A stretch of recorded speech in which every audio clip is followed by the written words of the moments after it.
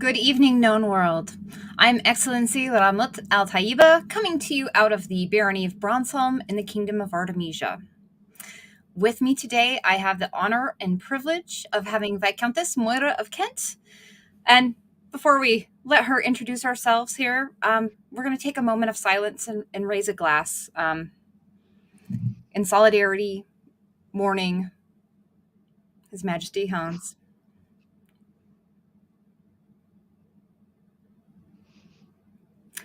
Long live the king. Long live the queen.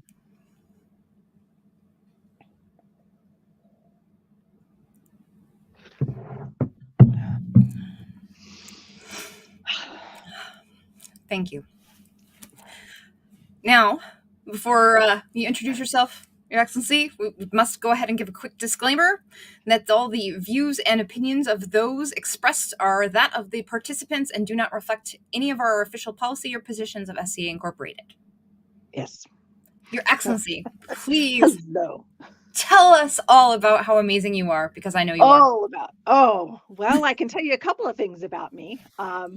I am coming to you from the Shire of Teufelberg in the Principality of the Mists in the Kingdom of the West. I am a Viscountess, having been graced with shepherding the Principality of the Mists out of the pandemic. I am a member of the Order of the Pelican fairly recently, as of 12th night, and I am very pleased to be here. Well, congratulations and thank you. And I am very pleased that you are here as well. So let's talk about your SCA history. How long have you been playing and how did you start playing?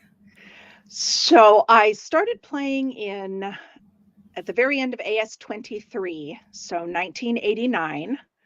I had gone to college, gone out into the business world, decided to go back to college, met somebody who said, "Hey, we're doing this thing. Why don't you come along with us?" So I went, met some people, met a guy, fell in love, got married, started playing in the SCA. We actually left for a while in 1992. Kind of played sporadically off and on, but came back in 2016. So we took a long gap for life, career, family. And our son said, "Hey, I'd really like to see what this thing is that you keep talking about, how you met and what you used to do. So can we go to an event?" And we said, "Okay, but if we go, we're going all in. So, it's going to be a change." And he said, "Yeah, sure, no problem." So we came back, and unfortunately, he no longer comes to events with us because he wound up with a job that makes him work on weekends. So there you go. But it's thanks to him we are back. Well, thank you to your son. Yes. Now, In the SCA, even with a hiatus, what types of offices have you held? So I have been Shire Seneschal. I also served as a chronicler for the Principality. Oh, I love Um, cruise. yeah, that was fun. I actually got a Black Fox nomination. I was so thrilled. Oh, Um, nice. and then I am currently the Seawolf Herald, which is the principal herald for the Principality. And I think Nice. that's it. I think that's it. Mm, I've been head of court for several reigns and been on court. I think that's it. Unless there's something out there that I'm missing. what landed nobility roles? You briefly touched on it. Oh yeah, I was Princess of the Mists. We actually had an SCA mom to a certain number of persons, yes, but I was um, very fortunate to be Princess of the Mists for kind of an odd reign here in the West Kingdom. We have the three principalities, Mhm. and there are two principality reigns per year. We were the first reign coming out of the pandemic. So we did do things a little bit differently. Normally, we have Definitely. a coronet tournament, and then 6 weeks later is the investiture. We Mhm. did what we called a chorovestiture, which is actually what the Principality of Awertha does all the time. The tournament was on Saturday, and we were invested on Sunday. So Very we did quick that this turnaround. time. Yes, very quick turnaround, and I was not prepared, but we did it. Gosh, it sounds like you have a couple kids here, or at least other people that identify you as SCA mom. We got Cal Uh-oh. and Attila. Oh dear. Yes. Hi. So, yeah, coming out of the pandemic, I'm going to actually let's start with that because it kind of changed strategies when it comes to recruitment and retention, and Mhm. especially when you have that role of being at landed nobility, serving as princess. How did you tackle that? Well, we really couldn't bring in new people at the time. Um, Mhm. in the West Kingdom, when we came out of pandemic and first started having events again, we required pre-registration Mhm. and masks were required, and we did have a limit on the number of persons. So it was just a matter of trying to make sure that everybody who wanted to and was comfortable to Mhm. could come back. But it was kind of a retention problem in itself, getting people to return after Mhm. the pandemic. And it was really outdoor events. Mhm. To begin with, we were still wearing masks and giving everybody the opportunity to dictate what was going on in their own camp. So once there was no longer a mask mandate per se, Mhm. um, giving people the ability to say, "Hey, I'm not comfortable if you're in my sunshade here without a Mhm. mask," and everybody respected that. I think that was really something that the kingdom came together on, and it was, I think, a good way to make people feel comfortable coming back because they could kind of come back at their own speed Well, and and do what they needed to do. I think even SCA wide, there was so much more grace when it came to Mhm. allowing that kind of buffer window and allowing us to kind of go with what felt comfortable and then just, hey, if this person's comfortable doing this, we're going to do this as far as safety.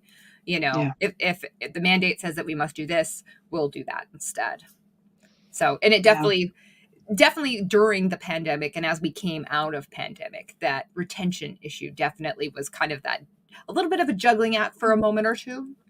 Yeah, and there are still some people who, for one reason or another, Mhm. that were participating very heavily prior to the pandemic that I still haven't seen much at events. Mhm. And it's a case of getting them back, but doing it in a way that makes everybody comfortable.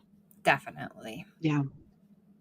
So, once you were able to step down and now that the pandemic lifted, how did you see how recruitment and retention shifted from the way it was pre-pandemic, before the pandemic occurred?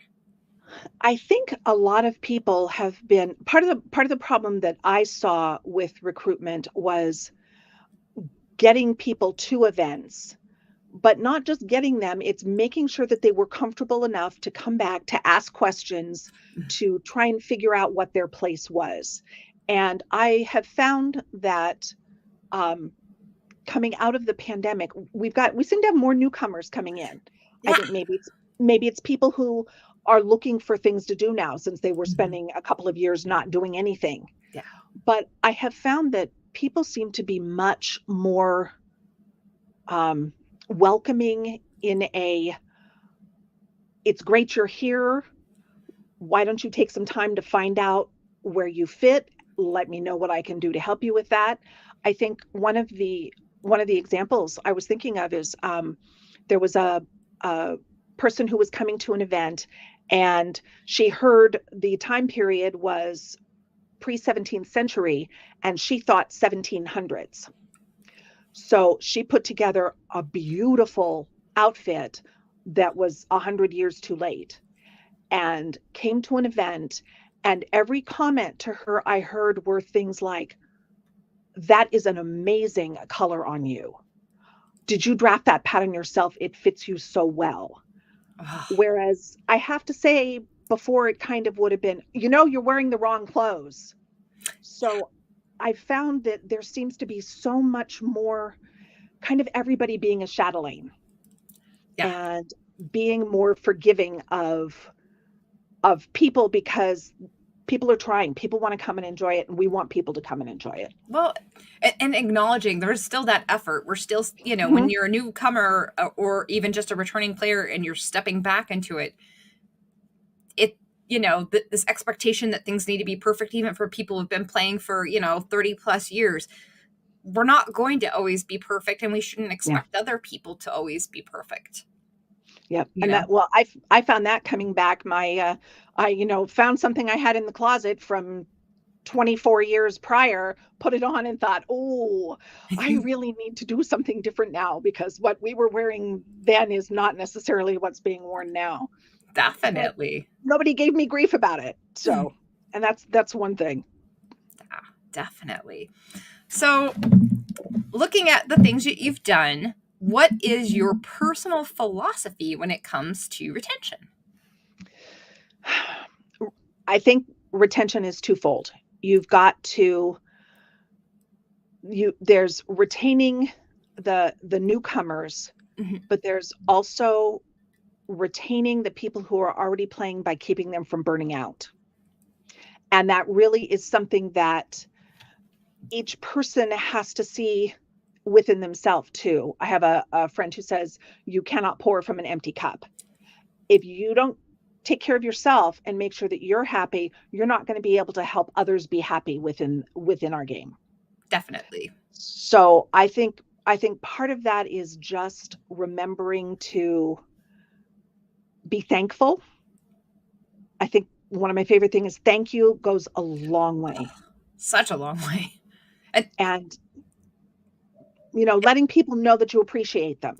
Yeah, that acknowledgement that, hey, I see you, I thank you, I appreciate you.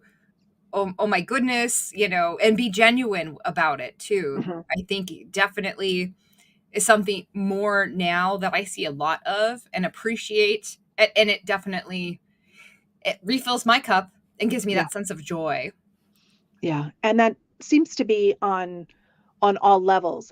I've noticed that, not so much now, because we're all kind of, getting back into the swing of things. But earlier on, coming out of the pandemic, there would be, we had this event planned, but it's just not going to work. And instead of people going all over social media and complaining about, they canceled their event, it's now, that's perfectly understandable. You do what you need. We'll do this some other time. Well, and it's not even just the pandemic, like weather. Like when the weather is severe, like it makes sense to cancel or reschedule or shift things because it's a safety issue. Yeah. And I think there isn't the pressure anymore to, this event has to go on, or I have to be at this event. It's like, no, if you need to take some time and step back for you don't have to be at this event. People will understand. Yep. And so it's self-care. for yourself in order to help you retain, to make our dream viable for others. Definitely. Well, I mean, even if you were to go to an event when you're miserable because you feel obligated, what's the end goal going to be for yourself? You're going to be miserable. You're going to make other people miserable. People are going to worry about you and get concerned, which will then make you even worse as far as how you feel, because now you've got the emotional going on if you didn't already. Like it's a compounding thing, and knowing that, hey, there's times where I need to sit out, I need to stay home. Yeah. Yeah. And I Perfect. think everybody recognizing that within themselves will help with retention, because if you go to in a situation like that and then you did not have a good time at this event, you're going to remember, oh, last year I went, I had a horrible time at that event. Do I really want to do this again? Yeah. So keeping yourself in a good frame of mind goes a long way to helping others Definitely. stay in our game. Definitely. I love that. Pull up my list of questions here. I have them, but my screen keeps coming out. What do you feel is the best means of support at your disposal to provide to members, both new and long term? Oh, well, support onto fighters has always been my thing.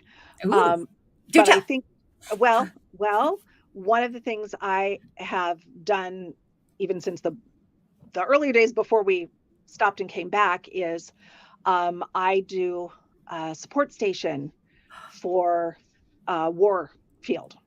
Okay. So I have water, Gatorade, oranges, pickles, supply box, first aid equipment, that kind of stuff available. So from a physical support, that's part of the reasons Cal calls me mom, because I have a tendency to take care of people.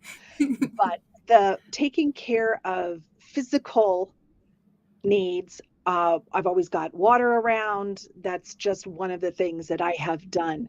Again, helping take care of your person so that you can take care of others. Mhm. I think also um, supporting newcomers by helping direct them to what will interest them and what will bring them joy within the society. I think everybody can be a chatelaine to a certain Definitely. extent. You don't have to hold the office to do that. Also, if you see someone who is working with either some newcomers or some visitors, because we very often have non-SCA people just happen to wander through and people will start talking to them. It's nice to kind of tag team chatelaine, Definitely. because you might have some information or interests that the other person doesn't. So everybody can be a chatelaine to a certain extent. And I think that's part of helping to bring in newcomers. Oh, definitely. Oh, we have a fan of your hydration station. Oh, I will have thank to agree, you. as a consort to a fighter and sometimes fighter, like water, fluids, anything, Mhm. electrolytes, a necessity. Um, And that's to everybody too. It's not just the fighters. yep. At crown tournaments, making sure the marshals, the heralds, the list pages, everybody Oh, is taken care of. well, and the consorts and the spectators, like, Mhm. um, one of my friends will always be like, "Hey, how much water have you had?" They'll do the check, because it's not that I'm bad at it, but sometimes I do forget, and they Yeah, know, and they'll remind me, "Hey, water time." yeah. There's other things on your mind. Yeah, we get Yeah. busy, we get sidetracked. One or two things. um, when you see that there is a newer person or a long term member in the SCA that kind of has that moment of disgruntlement, or you can see they're getting on that verge of burnout, what strategies do you implement to try to bring them back from the edge, or cool down that fire that's burning? It's really a matter of communication. And sometimes it's hard to put into words what is, if someone is having a moment where they're just burned out or something. Sometimes you can't put into words, but trying to talk to them about, hey, is there something I can do to help you? Are you feeling, is it overwhelming? Is there something I could take off your plate? Is there something that I can do to kind of help you have some time to re-find your space? I know there's a example is there was a person who was newer to the society, and we had gone to a week-long war. And this person, jumped feet first into helping out in the kitchen and cooking breakfast every morning, and got so burned out on it that the next year they gleefully went around saying no to everything. So they went from one extreme to another. I'm going to volunteer for all the stuff. Got so burned out that they said, I'm not volunteering for anything and nobody can make me. Yeah. And neither way are you happy. So, finding a happy medium for that person worked. I think one of the things when there's newcomers that are, or newer members that are jumping in all the time, like being like, hey, I'm going to do this. You don't need to volunteer, but would you just keep me company and talk to me to kind of, yes, you're important. Yes, I want you, but I don't want you to do it all. So Yeah. maybe you can just hang out with me and we can just talk. We can get to know each other, and maybe I can find what sparks your fire and your passion and your interests, and you can learn about mine. Yeah. And that's part of it, trying to find out from them what they are interested in. And sometimes they don't even know.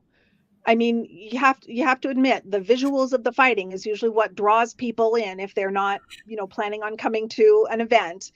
But that's not for everyone. No. So, what is that? So yeah, it's like, oh, well, hey, I'm going to sit at gate for a little bit. You want to come over? You can see how things work and we can chat. Yep, definitely. That's a good strategy. Oh, looks like Attilio just also did that last year for On to Your West. So this year they're cooking for themselves instead of running a food plan this year. Yep. And I will say to all the individuals who run food plans and kitchen, you guys are a godsend. Yes. I happily volunteer in any kitchen that I'm allowed to join. Like, I will cook a meal, I will do dishes, whatever, because the people who plan are heaven sent. Yes. Like, it's such a blessing to not have to plan everything out, do the food prep, freeze things if they have to freeze things, go do the shopping. I like to go, here's cash. Yeah. What shifts do you need me to cover? Exactly. Tell me what I can do. Oh, and Kisa says hi, Mom, as well. Hi, Kisa. I love it. All my SCA kids. Well, and because you have SCA kids, and that in itself is a form of empowerment, what other techniques besides becoming a really good example and an SCA mom that you use to help empower other people in the SCA? Oops.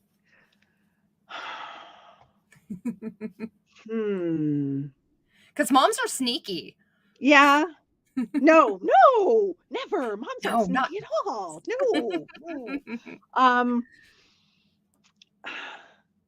I think in a lot of things leading by example, which I do admit that up until recently I've been kind of bad at, because I've always been very much a do as I say, not as I do. Because I will say, you've worked 3 shifts already. Take a break.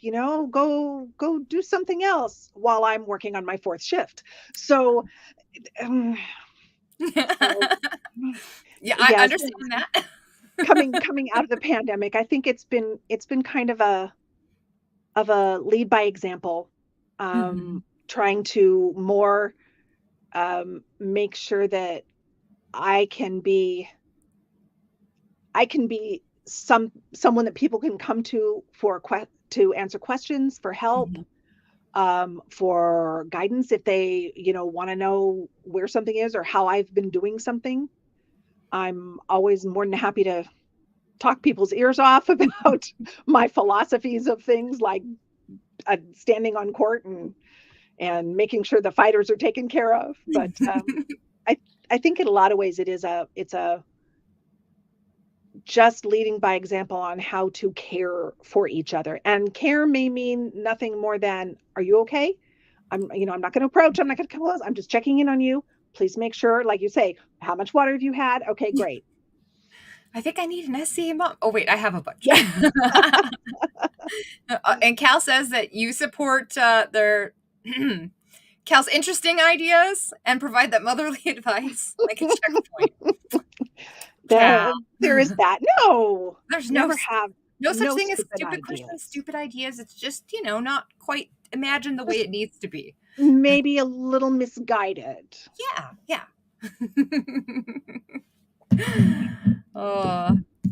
So how many SCA kids do you count that you have if you had to do a quick count? Well, the ones who call me mom all the time, that's Cal and Kisa.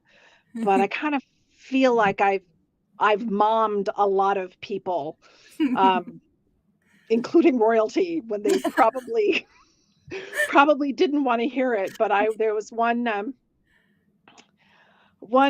gracious queen who, I won't name any names, but she's currently a host on another show of KK Productions, who would happen to not want to drink. And so anytime she was anywhere, she would suddenly find this cup coming out from behind the thrones or around her shoulder. And it was like, yes, mom. So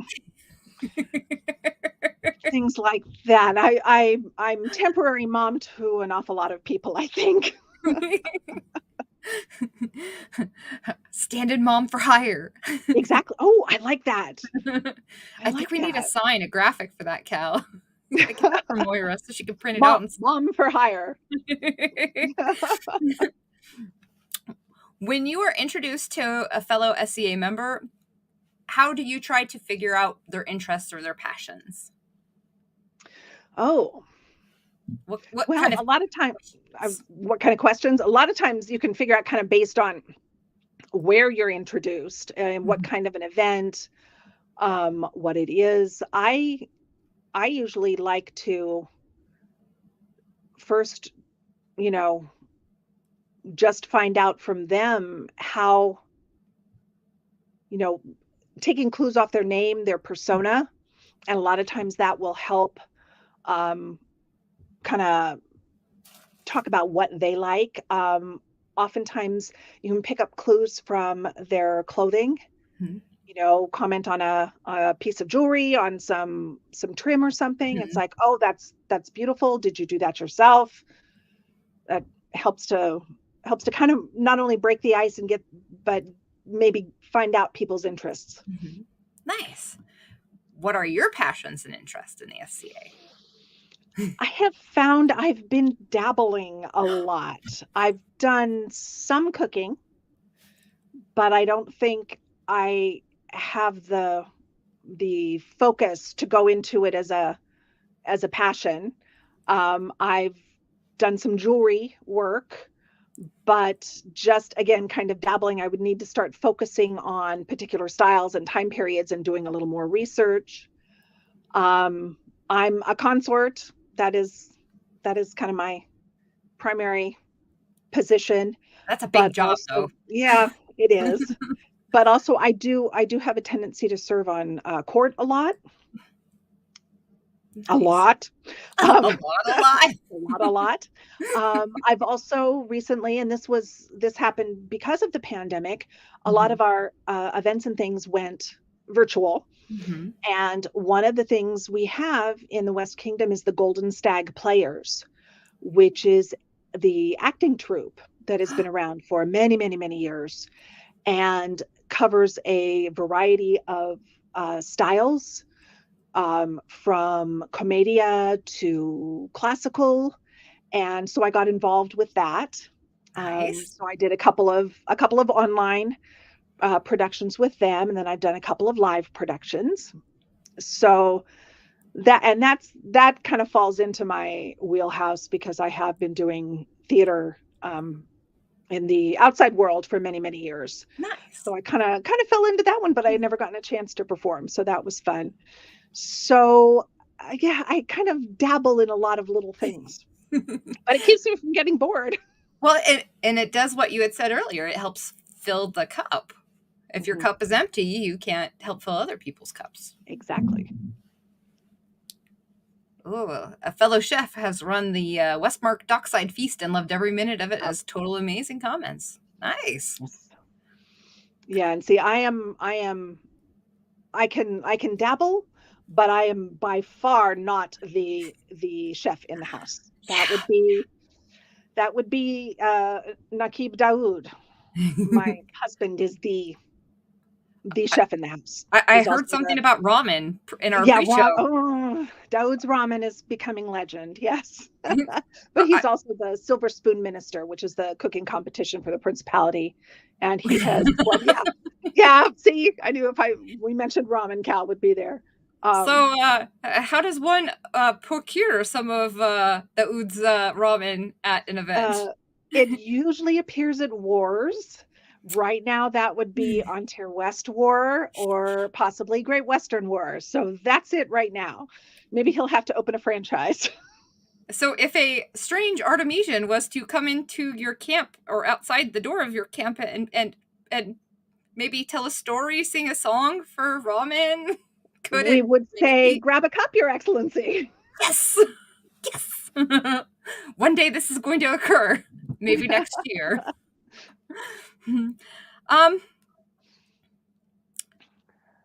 Trying to think here of a way to reword this particular question. When someone comes to you with, hey, this is my idea, I really want to do this in the SCA, and it's not really something that's quite feasible, how do you kind of temper that and help guide them to something that is feasible for them or something that would be a better fit? Well, it really depends. If it's something that I have knowledge of, then I would start out by first of all saying, that's a great idea. Let's talk about it a little and try and find out why it is they want to do the thing, because it may be that their end goal, what they want to accomplish, really is feasible, but just the matter of going about it is not. So maybe we can talk about it, figure out a way to make what it is they want to have happen. If it's something that's not in my wheelhouse, I will try and find somebody who is more knowledgeable on the subject who can do the same thing. Gotcha. To basically get to, what is it that you're looking to get out of this, and let's find a way that maybe it can happen. Excellent. That's one of the Grimms. What's one of the Grimms? What's a Grimm? I need to know. That would be the Grimm sisters. There are 4 Grimm sisters. There is, and it also sounds like a curse too. It's it does. Catherine, Margaret, and Mercy Grimm. And then the 4th Grimm sister is Very, Very Grimm. So that's registered name. So the Grimm sisters have a tendency to do a lot. One is currently a landed baroness. Another is, I know you're on here, Margaret. I saw you earlier. She's got all kinds of jobs. There she is. Yes, no, the Grimm sisters are very well known for kind of doing all the things. Very Grimm, whose other name is Demir Vlatkosin. He was my predecessor as Seawolf Herald. He is now Green Crown Herald, so that's the primary herald for the kingdom. Gotcha. Primary court herald. We have our heralds are all broken up because we have so much that has to be done. Each has different jobs. So yes, but you could throw a Grimm sister at pretty much any problem and it would get solved. I love it. Now I must meet the Grimm sisters too. Oh yes, absolutely. So, what is something you would like to see change in the SCA to improve retention and recruitment? And if you need to break it up, you can break it up too. Well, retention and recruitment. And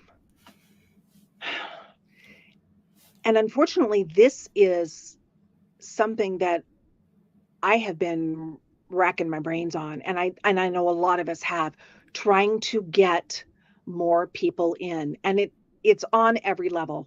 Mhm. I've seen it on our shire level, principality level, kingdom level. Where and how do we find new people? Mhm. And it's odd because at our last few events, we've had large groups of newcomers that have found us through some Mhm. way or another. It's nothing that we consciously went out and did, like, okay, we're going to Mhm. do a demo at this event, Mhm. but people have found us. So that's one that I would like I would like an answer to is, Mhm. how, because the methods that we have used in the past, um, demos and things still work, maybe, but there has to be other ways. I don't know Mhm. if expanded social media. The West Kingdom has amazing social media team.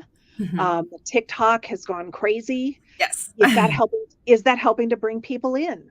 If so, we need more of it. Is it something that we can be, getting together and sharing, what's working in your kingdom for Mhm. recruitment? And we've never tried that in ours. Have you tried this? And maybe Mhm. getting some way to share the information on what has been working, because we do have people coming in. That's one of the things that we do in West Kingdom is we call up into court any persons for whom it's their first or second event, I love that and part of court. we have a gift for them. So it's usually a hat and some kind of a cup. So it's a hat to keep your head warm when you're partying with us at night, and a cup to drink something out of. So we can see the side benefit of that is we see how many new people we have at our events, because sometimes they're reluctant to come up, but usually if whoever has been talking to them during the day will say, no, go up, it's a good thing. Yeah, they could Um, kind of do that, almost that rat out your friends kind of thing, and like, go yeah, on, go on, go on, go on, you can do go it, on, go come, on. it's fun, trust me. And it usually is like, Yeah, and I've seen multiple different things, through many different reigns be handed out to newcomers, and cups and hats and bags and pouches and things like a bottle opener, like all sorts of neat yeah, things. I know that right now in my kingdom, we have a Mongol king and queen, and they give out the passport just like the Mongols did, like Genghis Khan did. And so yeah, they've got this passport that says, I am, a guest of, the great Khan in Khatun. If you touch me, basically you die. And they're the coolest things ever. Like, cool stuff makes people go, yeah. hey, I remember that moment when I did this thing for the very first time and it was weird, but it was also really cool. And I have this to commemorate it, or I have this awesome cup to commemorate it. And that's something too. I mean, not that we're, buying people's retention, but No. having something to remember Mhm. from the first time you were here, or the first time somebody, took the time to say, "Hey, thank you for being here." Yeah. That's something that also it goes back to the thanking people, Mhm. and both for newcomers, and I think for people who are maybe feeling like they've been here a while and aren't seen. Yeah. Thank yous go a long way. And you don't have to be a royal to give out tokens or largesse from your Anybody? person. What is something you use for a token to give out for largesse? So what I have is my my arms has a rose in it, and it is actually because you could do things in the days that I registered my device. It's a garden rose. Mhm. So I found these tiny silver charms. Ooh. And so I have a a pin, like a token, and it has Mhm. a number of beads and then the rose on the bottom. And Nice. I have them because I do dabble in jewelry. I Mhm. make them up differently for special occasions. So if I'm going to another kingdom, I have them. I know it's a set pattern of beads. I give them as thanks to people. So I have them because it works both ways. For Mhm. me, it's special. I can look at it. I can see where I gave that to someone. Um, it's just a small way to say, I have seen what you do and I really appreciate it. Thank Mhm. you. And so that's what I have. I have these little bead strands with a rose on it. That's cool. I love Yeah. that. Ooh, Westmark gives feast kits. Whoa. Yes. That's also amazing. I love that. Yeah, definitely. Like things that if the person was to return, help enable them to return or even more valuable as an emotional connection than just, everything is nice, but that making that connection, hey, we want you to come back. This will help you. Yeah. So you will always have feast gear for the feast, like the Exactly. hats, We the want you to bags. come back. Bring this with you. We'll feed you next time. Oh, I love Yeah. that. Ah. Yeah. What is something that you've received as a largesse as a member in the SCA that is like your prized possession of largesse? Um,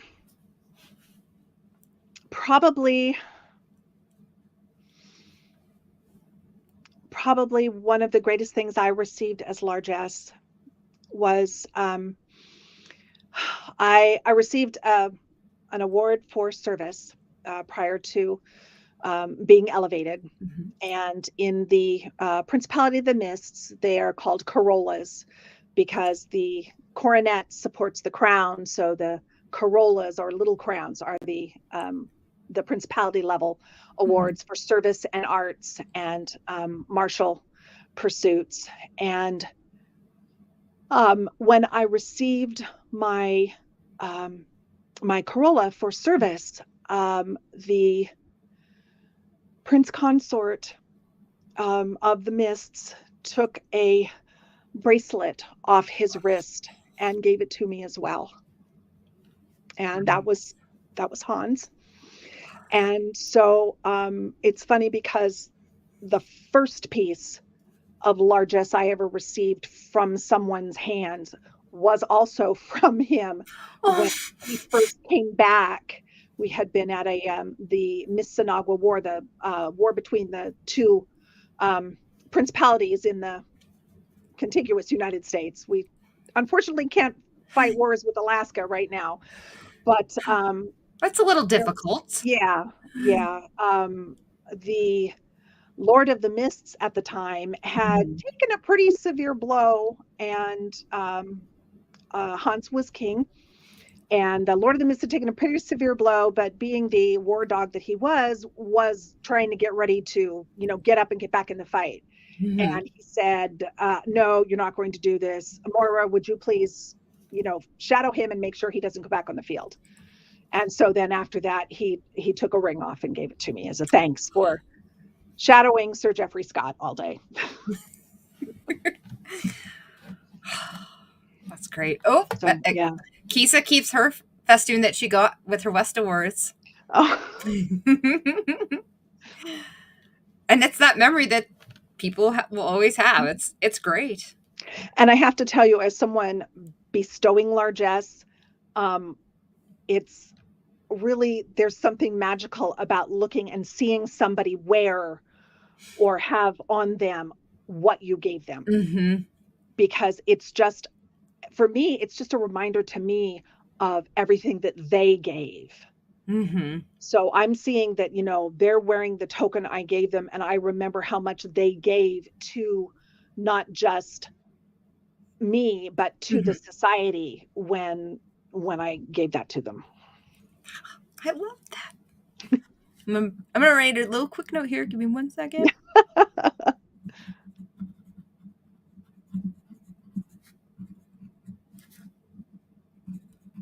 Messy shorthand. As long as you can remember what it says later. I can, because as soon as we're done with the show, I rewatch the show. If I can't understand it, I rewrite it. So I'm trying to collect like all this wisdom in a book that I can carry around with me so I have it always on hand. Because it's important. It's important that we pass that knowledge on and share it. And that was kind of my purpose for like sharing the knowledge with this show. And then I was like, I'm going to put it in a book so I can always have it with me because I don't always have the internet. And I can't always force people to watch the That's true. show. What is something that retention for members who've been playing a longer time that you think we need to do better at?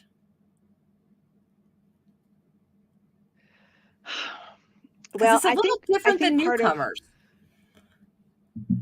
yeah, it is. And I think part of why we lose members who have been here longer, a lot of it is burnout.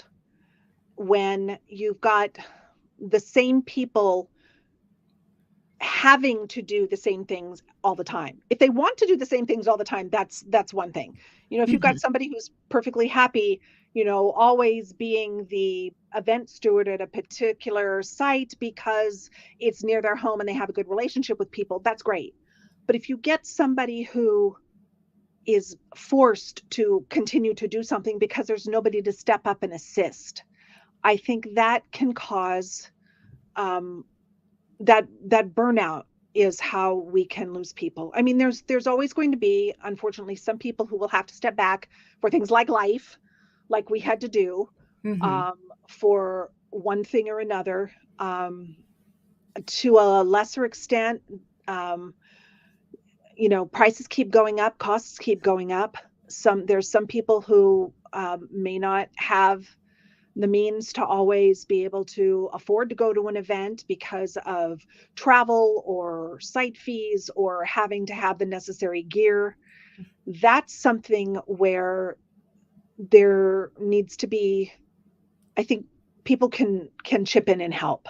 Mhm. Um, we we really should try to make sure we have means available to assist people to be able to participate, even if it's just, I have a extra mundane tent. Okay. Mhm. It's not canvas. It's not going to be able to be on the list field, but you're welcome to have it for the weekend so you can come to the event and not have to sleep in your car or have to pay for a hotel room or something like that. Yeah. But I really think for a lot of people, burnout has been an issue. I think in some ways the pandemic made it worse, but in some ways it also made it better because with no in-person events for a couple of years, Mhm. the people who were doing that kind of work and having to run around and be, boots on the ground, Mhm.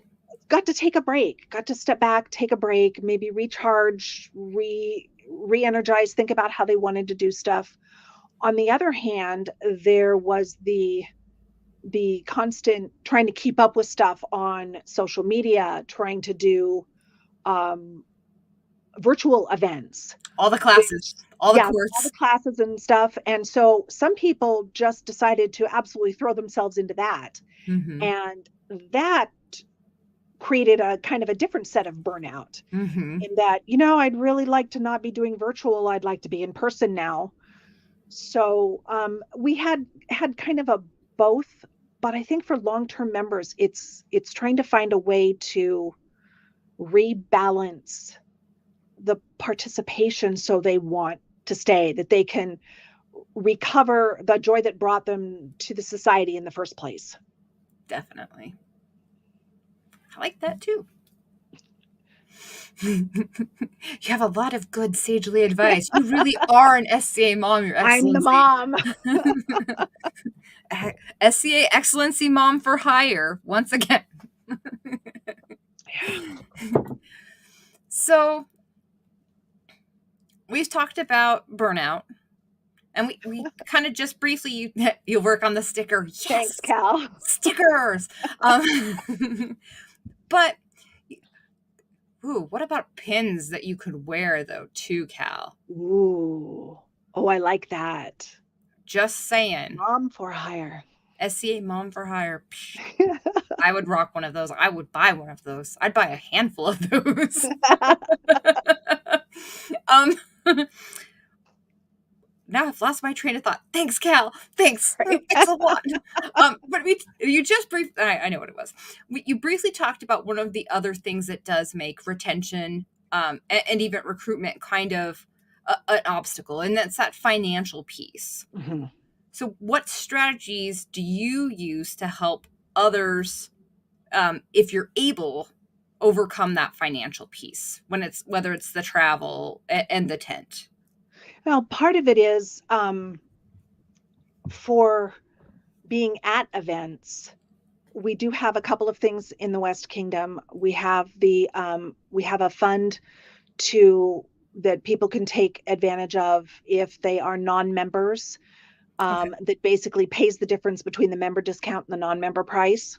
Gotcha. So people can take advantage of that. That's a little bit of financial help. We do have Gold Key. So we have loaner garb. Mm-hmm. I think part of it, once people get to an event, it's then a matter of talking to them and finding out from people what would make them feel comfortable coming back, what they might need. We have a number of extra pavilions, mundane tents, things that we can help people out with. If we've got people traveling from other kingdoms as well, I think part of it is trying to find the right resources for within the society for the newcomers coming in. Sometimes it's just putting them in touch in person Mm-hmm. with their local seneschal or chatelaine, just a face-to-face meeting to say, hey, this person lives in your city and is interested. I told them, you have meetings, but maybe you can talk with them about what's going on in your barony or your shire. It's again goes back to the communication to Mm-hmm. try and talk to people. But I know for me, that's a fine line between saying hi to people and getting them interested and overburdening them with information dump. Because I can talk all day and I'll take you back to, the party in Berkeley if you need to. But yeah, it's the communication, I Mm-hmm. think, is really what just making sure that the newcomers feel heard, Definitely. because it's very easy for us to say, well, this is what you should be doing. Yeah. And if they say, but I can do this, this, and this, Yeah. you don't want to say, but this is what you should be doing. You want to say, okay, if you can do this and this, then let's do this for you. We can put you Mm-hmm. here. You need to talk to this person. That's their jam as well. So trying to really pay attention to what they are saying to us when they come in, and things may change. I mean, you may get somebody come in and say, hey, I really want to get out there and fight. And you put them in contact with people in their locality and they think, this is not it. So what we need to do then is to make sure we can interest them in something else. Because obviously they're interested in general, or they wouldn't have even taken this next step.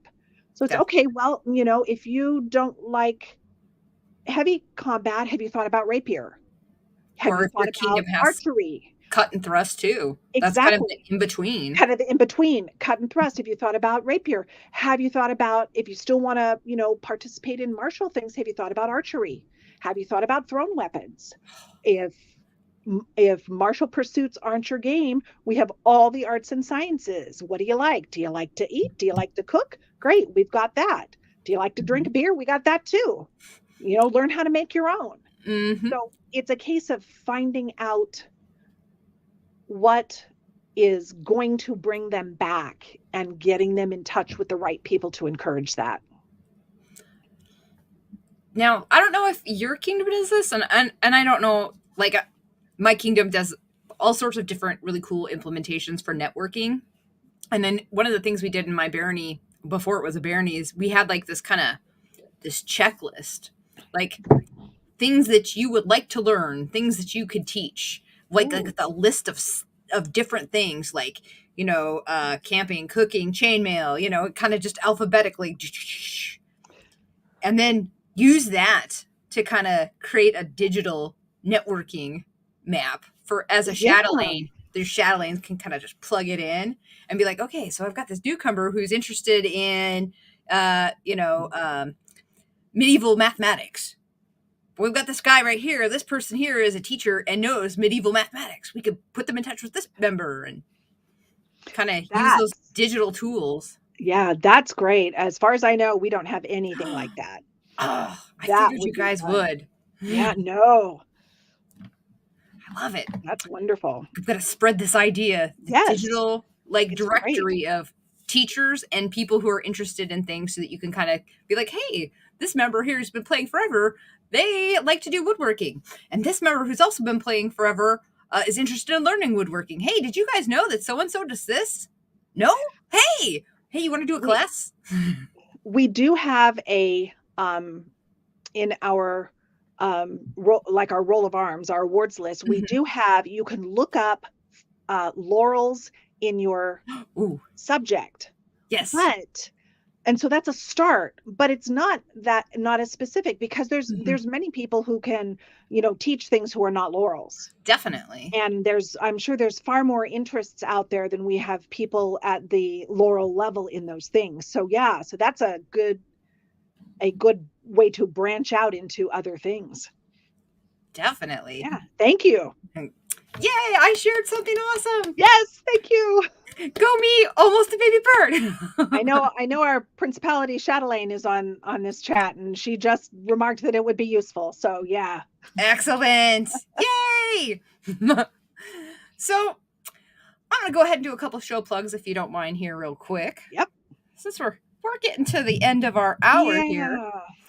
Coming up on Kal-bardr's Corner with Coffee with Cal on June 25th, we have a former guest of ours going to be interviewed by Cal. It's my friend, Moon Hides the Sun, talking about being Indigenous. And Moon, that picture, it's everything. I just have to tell you, I love stinking minions. Coming up next on Road to Retention, I will be interviewing Viscount Cullen and Viscountess Moira. So it's going to be a fun show, and that is an adorable picture. I love it. It really is. Now, we're going to plug also really quick, if you want to support Kal-bardr's Corner, you can do so by joining the lovely Patreon. Wind up on the amazing Grand Wall of Patrons on the Wall of Fame. If, however, that's not your thing, but you like merch, you can go out to Redbubble and buy stickers, maybe a new sticker that says SCA Mom for Hire on KK Productions. If you want to know what Kal-bard is up to, and I'm sure there will be some shenanigans, occasionally you can go out to his TikTok and find out that Cal is up to things at Kal-bardr. You're going to find a bunch of stuff that I'm going to be dumping on my TikTok here at Gina Kits if you are interested, because I'm at that 1 month mark before elevation for Pelican. So things are going to be crazy because it's now go time. So my friends and I will be having sweatshop sessions of all the fun. So I'll be sharing crazy shenanigans. It'll be great.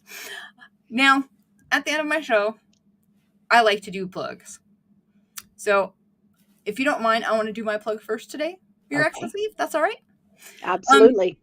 I had the honor and the privilege to attend a SCA demo in my local community. This demo was for the youth of the community at a project called Rainbow Coffee. Rainbow Coffee is incredible. It is a group that is for LGBTQIA plus youth.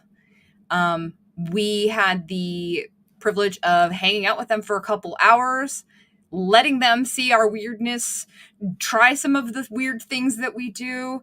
And they were full of questions, full of knowledge that they share their passions.